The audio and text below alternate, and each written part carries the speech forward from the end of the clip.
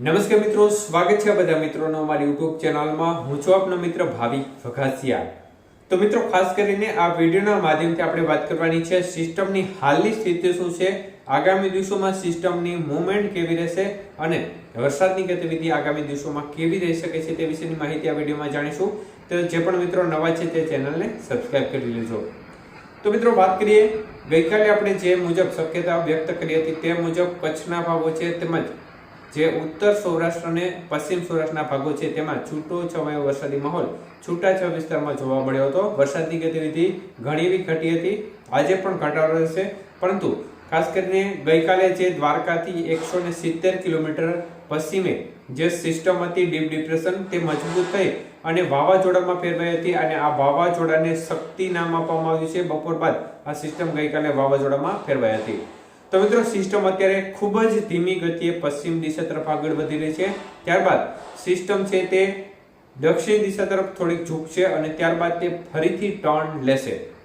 તો મિત્રો, ખાસ કરીને એક બાબતનું ધ્યાન રાખવું કે વાવાઝોડું છે ગુજરાત ઉપર આવવાનું નથી, કારણ કે સિસ્ટમ જેમ આગળ વધશે તેમ સૂકા પવનો છે તે હાવી થતા જશે અને સિસ્ટમ છે તેને ઝડપથી નબળી પાડશે।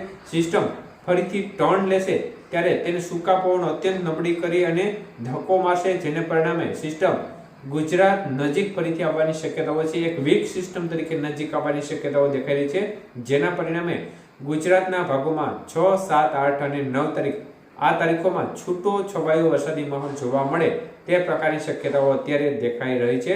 વરસાદની તીવ્રતા ઓછી રહે, પરંતુ છૂટો છવાયો વરસાદી માહોલ છે તે પણ અત્યારે ચોક્કસપણે ખેડૂત મિત્રો માટે નુકસાનકારક સાબિત થઈ શકે છે, કારણ કે જે પણ મિત્રો આ વરસાદનો રાઉન્ડ ગયો છે ત્યારબાદ સતત ગઈકાલથી મોટા ભાગના વિસ્તારોમાં જે મગફળી પાકી ગઈ છે તે મિત્રોએ ઉપાડવાનું ચાલુ કરી દીધું છે। પૂરજોશમાં મગફળી ઉપાડવાની સિઝન ચાલી છે, તેમજ અનેક પાકો છે તે પણ તેની જે મોસમ છે તે પણ લેવામાં માંડી છે। એટલે જે પણ મિત્રો અત્યારે ખેતી કાર્યો કરી રહ્યા છે તો 6 થી 9 માં થોડી સાવચેતી રાખવી, કારણ કે આ સિસ્ટમ જો ફરીથી રિટર્ન આવી અને ગુજરાત નજીક આવે, નબળી પડી અને રિટર્ન આવે તો આ સંજોગોમાં છૂટો છવાયા વરસાદને કારણે પણ નુકસાન કરી શકે છે। એટલે આ બાબતની આપણે સતત અપડેટ આપતા રહીશું, પરંતુ સિસ્ટમ છે તે વાવાઝોડા સ્વરૂપે ગુજરાત ઉપર આવશે નહીં। એટલે ક્યાંય પણ મીડિયામાં એવી વાત આવે કે ગુજરાત ઉપર વાવાઝોડાનો ખતરો છે, તો આવો કોઈ ખતરો દેખાતો નથી અને ગુજરાત ઉપર વાવાઝોડું પણ આવવાનું નથી। વાવાઝોડું છે તે નબળું પડી જશે, સિસ્ટમ ખૂબ નબળી પડી જશે અને ત્યારબાદ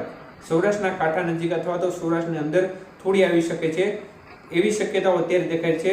અરબી સમુદ્ર છે, અરબી સમુદ્રના જે સમીકરણો છે તે મોડેલો છે તે પણ સમજી શકતા નથી। આપણે ભૂતકાળમાં પણ જોયું છે કે અનેક એવી સિસ્ટમો હોય છે જેને સમજવામાં મોડેલો છે તે ખૂબ થાપ ખાઈ જતા હોય છે અને અરબી સમુદ્ર છે તે ગમે તે કરી શકે છે। એટલે આપણે શક્યતાઓ છૂટાછવાયા વરસાદની ગણીને 6 થી 9 માં ચાલવું। અને હાલ આપણે થોડી રાહતના સમાચાર છે કે યુરોપિયન મોડેલ છે તે વરસાદની માત્રા છે તે ખૂબ ઓછી બતાવી રહ્યું છે, વરસાદની માત્રામાં ઘટાડો કરી રહ્યો છે અને આપણે આશા રાખીએ કે હવે આ સિસ્ટમ અરબી સમુદ્રના ભાગોમાં જ નબળી પડી અને વિખેરાઈ જાય અને ગુજરાતના ભાગોમાં કોઈ પણ પ્રકારની સ્થિતિ વરસાદની ના બને તો ખેડૂત મિત્રો છે તે શાંતિથી પોતાના ખેતી કાર્યો કરી શકે। પરંતુ અત્યારે થોડી સંભાવના ચોક્કસપણે 6 થી 9 માં દેખાઈ રહી છે, એટલે આ બાબતનું ખાસ ધ્યાન રાખવું। વાવાઝોડાનો કોઈ ખતરો નથી એવી કોઈ અફવા ઉપર ધ્યાન આપવું નહીં। આભાર।